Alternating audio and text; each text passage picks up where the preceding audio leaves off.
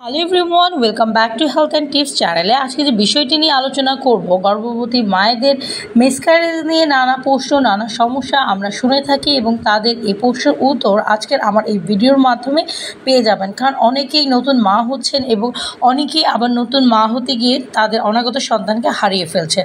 সব কিছু মিলিয়ে আজকের আমার এই ভিডিও। সুরক্ষায় যেসব সতর্কতা নেওয়া যায়। গর্ভবতী নারীর শরীরে প্রায় প্রতিটি অঙ্গেই পরিবর্তন আসে। বিশ্ব স্বাস্থ্য সংস্থার তথ্য অনুযায়ী শিশু পরিপূর্ণ হয়ে ওঠার আগে মিসক্যারেজ বা গর্ভপাত হয়ে যাওয়া বিশ্বে খুব সাধারণ একটি ঘটনা হয়ে উঠেছে। প্রতি 100 জন গর্ভবতী নারীর মধ্যে 10 থেকে 15% ক্ষেত্রে গর্ভপাতের ঘটনা ঘটে। গর্ভধারণের প্রথম 28 সপ্তাহের মধ্যে যদি কোনো শিশুর মৃত্যু হয় তাকে মিসক্যারেজ বা গর্ভপাত বলা হয়ে থাকে। সাধারণত প্রতি 4টি গর্ভপাতের 3টি এরকম সময়ে হয়ে থাকে। অনেকের ক্ষেত্রে পরবর্তী সময়েও গর্ভপাত হতে পারে।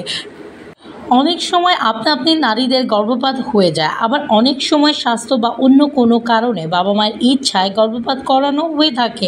বিশ্বের বিভিন্ন দেশে গর্ভপাতের হারের পার্থক্য রয়েছে, তবে প্রতি বছর গর্ভধারণের 8 থেকে 10 সপ্তাহের মধ্যে অন্তত 2 কোটি শিশুর এভাবে মৃত্যু হয়। বিশ্ব স্বাস্থ্য সংস্থা বলেছে, সঠিক সময় ব্যবস্থা নিয়ে এই মৃত্যুর অনেকটাই প্রতিরোধ করা সম্ভব।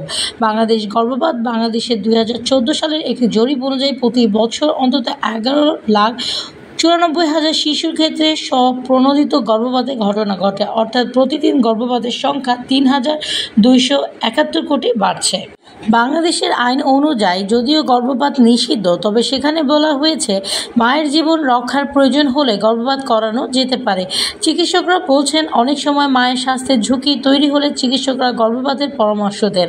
আবার অনেক সময় জীবনযাপন, অসুস্থতা, খাবার বা অন্যান্য কারণে আপনি গর্ভপাত হয়ে যায়। কিন্তু শুরু থেকে সতর্কতা ও চিকিৎসকের পরামর্শে থাকলে এটি অনেকটাই এড়ানো সম্ভব। এটির মাধ্যমে সন্তানের জন্ম হয় কিভাবে? প্রতি মুহূর্ত আমরা সেই অনাগত সন্তানকে মিস করতাম। ঢাকার একটি বেসরকারি প্রতিষ্ঠানে চাকরিজীবী একজন নারীর 5 বছর আগে মিসক্যারেজ হয়ে যাওয়া। সেই সময় তার গর্ভের সন্তানের বয়স হয়েছিল 5.5 মাস। আজকে আপনাদেরকে সেই গল্পই তুলে ধরার চেষ্টা করব। প্রেগনেন্ট হওয়ার পর 1.5 মাসের দিকে হালকা রক্তপাত হয়েছিল, কিন্তু আশঙ্কা করার মতো তেমন মনে হয়নি। সেই অবস্থায় আমি নিয়মিত অফিস করেছি, বাইরে ছোটাছুটি করতে হয়েছে। আমার প্রেগনেন্সির যখন 5.5 মাস, তখন একদিন আমার কোমরে প্রচণ্ড ব্যথা হলো, হালকা ব্লিডিংও হচ্ছিল। একদিন বাথরুমে যাওয়ার পর মনে হলো সাথে কি যেন একটা শরীর থেকে বেরিয়ে গেল। চিকিৎসকের সঙ্গে যোগাযোগ করা হলে দ্রুত হাসপাতালে ভর্তির পরামর্শ দেন। তারা পরীক্ষা নিরীক্ষা করে জানান যেখানে বেবি থাকে তার শরীরে সেই জ্বরের মুখ খুলে গেছে। তারা সেটা সেলাই দিয়ে আটকে দেওয়ার চেষ্টাও করেছিল, কিন্তু বেশিরভাগ অংশটা খুলে যাওয়া আর সেটা সম্ভব হয়নি। আমার বাচ্চাটিকে আর বাঁচানো যায়নি। এরপর মানসিক শারীরিকভাবে একেবারে বিধ্বস্ত হয়ে গিয়েছিলাম। প্রথম মুহূর্তে আমার সেই অনাগত সন্তানকে মিস করতাম। পরবর্তীতে কয়েক বছর পরে আবার তিনি গর্ভধারণ করেন, তবে এবার গর্ভধারণে একেবারে প্রথম থেকেই চরম সতর্কতা অবলম্বন করায় তার শিশুটি সুস্থ সবলভাবে ভূমিষ্ঠ হয়েছে। তার বোনের ক্ষেত্রে চিকিৎসক আগেই গর্ভপাতের সম্ভাবনা বুঝতে পেরে জরায়ের মুখ সেলাই করে দেন। তার শিশুটিও সুস্থভাবে জন্ম নিয়েছে। চলুন এখন জানা যায় কেন মিসক্যারেজ হয়। গাইনোকোলজিস্ট এবং দেখা গিয়েছে অনেকগুলো কারণে মিসক্যারেজ হতে পারে। এর কিছু কিছু কারণ শনাক্ত করা যায়, আবার অনেক সময় বাচ্চা নষ্ট হয়ে গেলে কারণটা বুঝতে পারা যায় না। তবে বেশিরভাগ ক্ষেত্রে চিকিৎসকরা মিসক্যারেজের পেছনে যেসব কারণ দেখতে পেয়েছেন, বাচ্চার জন্মগত ত্রুটি, যেমন গর্ভধারণের সময় যদি ভ্রূণ অনেক বেশি অথবা একেবারে কম ক্রোমোজোম পায়, তখন ভ্রূণ ঠিকমতো তৈরি হয় না, ফলে গর্ভপাত হতে পারে। এর কারণে এখনও বিজ্ঞানীদের জানা নেই। আবার প্লাসেন্টা বা গর্ভফুল নামে যে অঙ্গের মাধ্যমে মায়ের শরীর থেকে বাচ্চার শরীরে রক্ত সরবরাহ হয়, সেটি গঠনে কোনো ত্রুটি থাকলে গর্ভপাত হতে পারে। মায়ের অসুস্থতা যেমন ডায়াবেটিস, ব্লাড প্রেশার, কিডনির সমস্যা, সেই সঙ্গে ওভার অ্যাক্টিভ থাইরয়েড গ্ল্যান্ড বা আন্ডার অ্যাক্টিভ থাইরয়েড গ্ল্যান্ড, মায়ের ইনফেকশন যেমন rubella, HIV, gonorrhoea, syphilis, malaria সংক্রমণের কারণে গর্ভে পানি ভাঙতে শুরু করে। মায়ের বয়স যদি 35 থেকে 39 বছরের মধ্যে থাকে, তাহলে প্রতি 10 জনের মধ্যে 2 জনের মিসক্যারেজের সম্ভাবনা থাকে। আবার 45 বছরের বেশি হলে প্রতি 10 জনের মধ্যে 5 জনের গর্ভপাতের আশঙ্কা থাকে। হরমোনের সমস্যা বা পরিশ্রম বা অতিরিক্ত ভ্রমণ করেন, সিগারেট, মদ্যপান বা মাদক নেওয়া বা প্রচুর ক্যাফিন গ্রহণ করা, জরায়ুর ত্রুটি, অস্বাভাবিক আকৃতি, টিউমার, উল্টো পজিশনে থাকা, ডিম্বাশয়ের আকার স্বাভাবিকের চেয়ে বড় থাকা, জরায়ুর আকার অত্যন্ত ছোট থাকে, এই সমস্ত কারণে দেখা যায় যে মিসক্যারেজ হওয়ার সম্ভাবনা অনেক বেশি থাকে।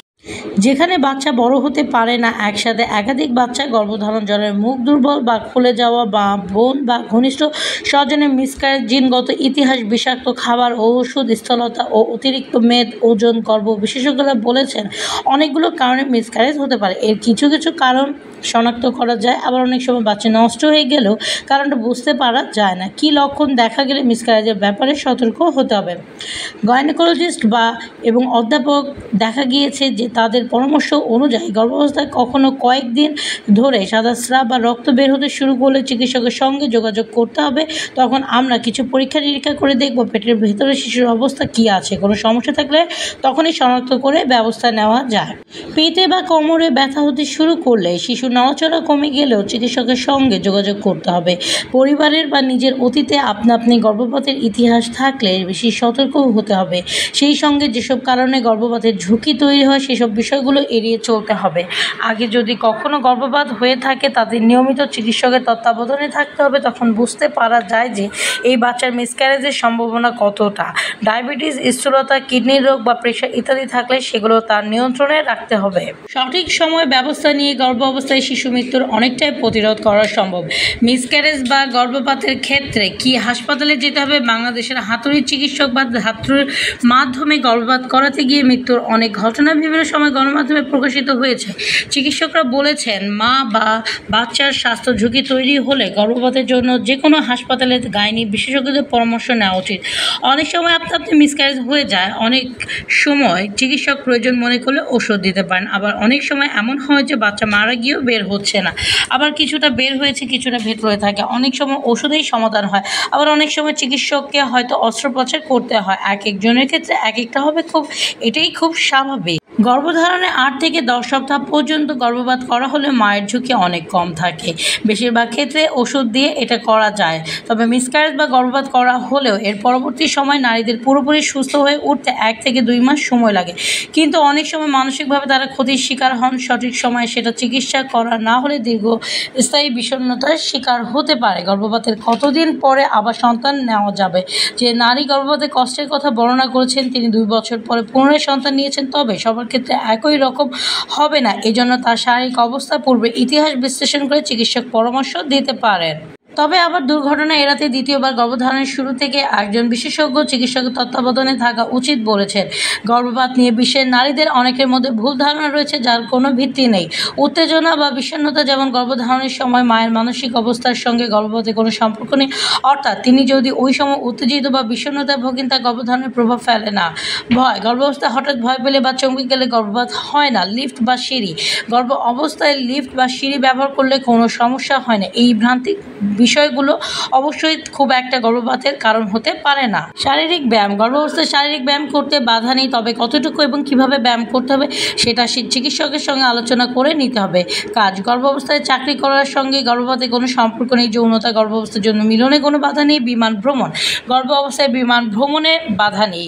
ঝাল মশলার খাবার, গর্ভপাতের পেছনে ঝাল মশলাযুক্ত খাবারের কোনো দায় নেই, তবে গর্ভ অবস্থায় খাবার সম্পর্কে চিকিৎসকের সঙ্গে আলোচনা করে নেওয়াই ভালো।